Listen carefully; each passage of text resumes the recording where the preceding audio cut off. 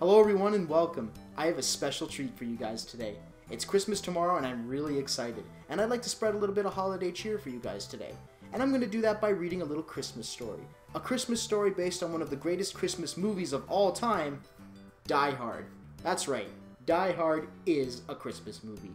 There's Christmas music in it, Christmas caroling, Santa Claus, holiday greetings. There's all kinds of things that make this a Christmas movie. And if I'm not mistaken, 20th Century Fox actually re-released a trailer that practically says Die Hard is a Christmas movie. And on top of that, it even says on the back of this book that I'm about to read to you today, Die Hard may be the greatest Christmas movie of all time. So, just goes to show you that Die Hard is a Christmas movie. So consider this my Christmas present for you guys today. And if you don't celebrate Christmas, consider this just a little present for you today. So I'm going to read to you A Die Hard Christmas. So let's get started.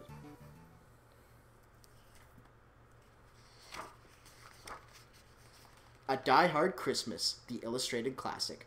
Written by Doogie Horner, illustrated by J.J. Harrison. 'Twas the night before Christmas, and up in the tower, everyone was partying, except one wallflower. John McClane missed his wife.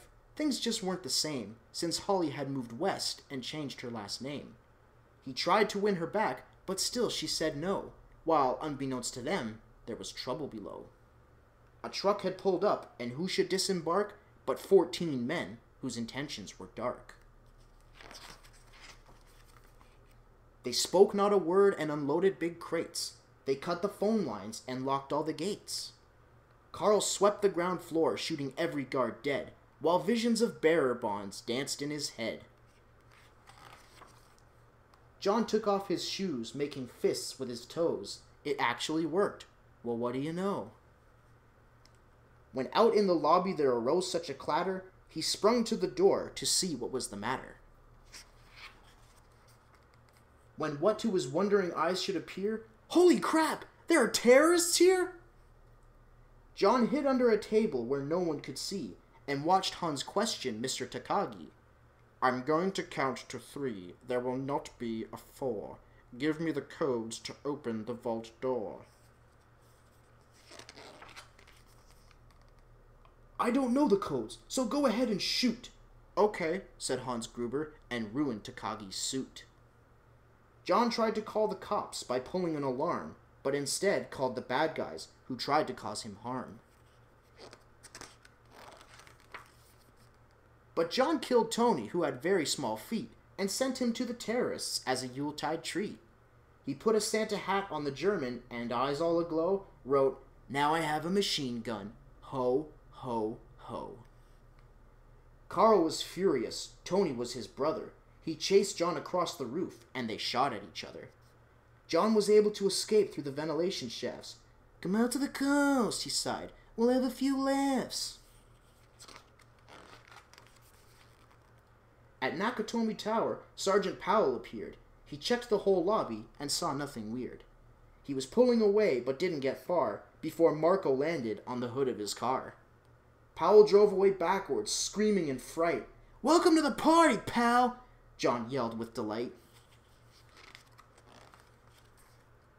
More police arrived, the FBI and a SWAT team, but Hans didn't mind. It was all part of his scheme.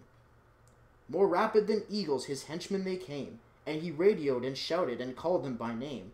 Now Eddie, now James, now Franco, now Uli, on Fritz and on Carl, hair long and unruly.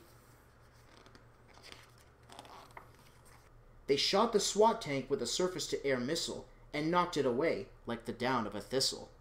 Now John McClane was angry indeed. He blew up 2 terrorists and called them jerkweed. Ellis told Hans, "Booby, I'm your white knight." Hans shot him dead, giving the hostages a fright. Hans went to go check on the explosives' fuse and saw that poor John wasn't wearing any shoes. John fled from Carl and Hans, but alas, he had to run barefoot over sharp broken glass. His feet, how they hurt, his soles oh so bloody. John crawled to the bathroom and called his good buddy. John was weary and ready to throw in the towel, until he got a pep talk from Sergeant Al Powell. Powell was chubby and plump, a right jolly old cop, and he trusted the cowboy in the tattered tank top. But a reporter was probing into McLean's life and revealed that Holly was actually John's wife. Hans quickly flipped over the gold picture frame. "It's a pleasure to meet you, Mrs. McLean." His clothes all tarnished with ashes and soot, John staggered to the roof, bloody and barefoot. The explosives were wired to the rooftop with care, in hopes that the hostages soon would be there. John warned everyone that the roof would soon blow, as the chopper strafed him with high-powered ammo. Around his waist he tied a fire hose tight, and, screaming an oath, jumped into the night. He dangled in the air and gritted his teeth, while flames encircled the tower like a wreath. Fiercely fighting his way back inside, John yelled out, "Hans!" He was done trying to hide. He limped to the vault like an old man on crutches, only to find Holly in his filthy clutches. John dropped his gun, put his hands on his head. It seemed he and Holly soon would be dead. But with a secret gun taped to his back, John shot Hans in a surprise attack. Hans fell out the window, still holding Holly's arm, and slowly, deliberately, raised his firearm. The tenacious villain held on by his nails, till John unhooked Holly's watch and said, "Happy trails." Bearer bonds fluttered like fresh fallen snow as Holly embraced her blood-spattered bow. So Merry Christmas to all, be kind to one another, and most of all, yippee-ki-yay, motherfucker. And this has been a reading of A Die Hard Christmas. I hope you all enjoyed this little story. So, Merry Christmas, Happy Holidays, Happy all that is good.